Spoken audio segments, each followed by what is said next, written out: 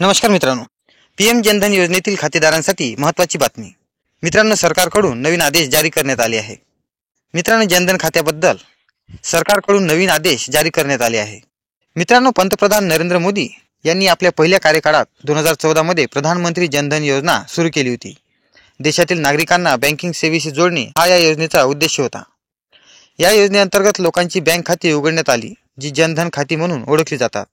डिसेंबर 2014 पर्यंत या योजनेअंतर्गत 10.5 कोटी जनधन खाती उघडण्यात आली होती. जर तुम्ही या योजनेअंतर्गत तुमचे जनधन खाते उघडले असेल तर ही बातमी तुमच्यासाठी खूप महत्त्वाची असणार आहे. जनधन खात्यासाठी सरकारकडून एक नवीन अपडेट समोर आली आहे. तुम्ही जर या चॅनलवरती पहिल्यांदाच आले असाल तर चॅनलला सबस्क्राईब करून घ्या आणि बेल आयकॉनला ऑल करायला विसरू नका. मित्रांनो, सर्व जनधन खात्यांसाठी केवायसी आवश्यक आहे. मित्रांनो, 10 वर्षापासून बंद असलेल्या जनधन खात्यासाठी पुन्हा केवायसी करणे आवश्यक असल्याचा आदेश सरकारकडून आला आहे. वित्तीय सेवा सचिव एम नागराजू यांनी बँकांना अशा जनधन खात्यांसाठी नवीन प्रक्रिया स्वीकारण्यास सांगितले आहे. वित्तीय सेवा सचिव एम नागराजू यांनी ATM, mobile banking, internet banking आणि इतर उपलब्ध डिजिटल चॅनल यांसारख्या सर्व माध्यमांद्वारे जनधन खात्यांच्या केवायसी सर्व प्रक्रिया अवलंबन करण्याचे सुचवले आहे. सर्व बँकांनी जनधन खाती उघडण्याचे वेळेसारखे उत्साहाचे काम करावे आणि ग्राहकांना चांगल्या सुविधा देऊन सर्वांचे केवायसी पूर्ण करावे असे आवाहनही त्यांनी केले आहे.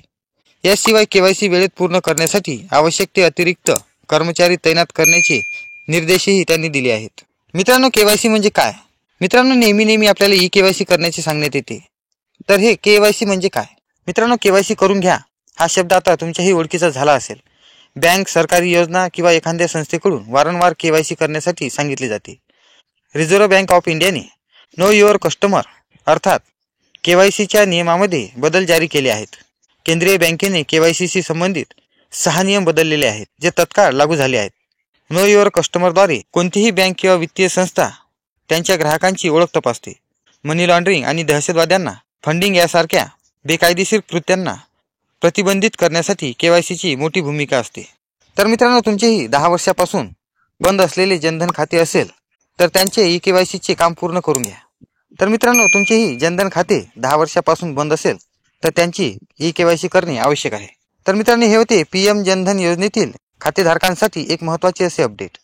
तर मित्रांनो, आशा करतो ही माहिती तुमच्या नक्की उपयोगी पडेल. व्हिडिओ आल्यास व्हिडिओला लाईक करा, कमेंट्स करा आणि जास्तीत जास्त आपल्या मित्रांपर्यंत या व्हिडिओला शेअर करा. भेटू पुन्हा नवीन व्हिडिओसह नवीन अपडेटसोबत. तोपर्यंत नमस्कार.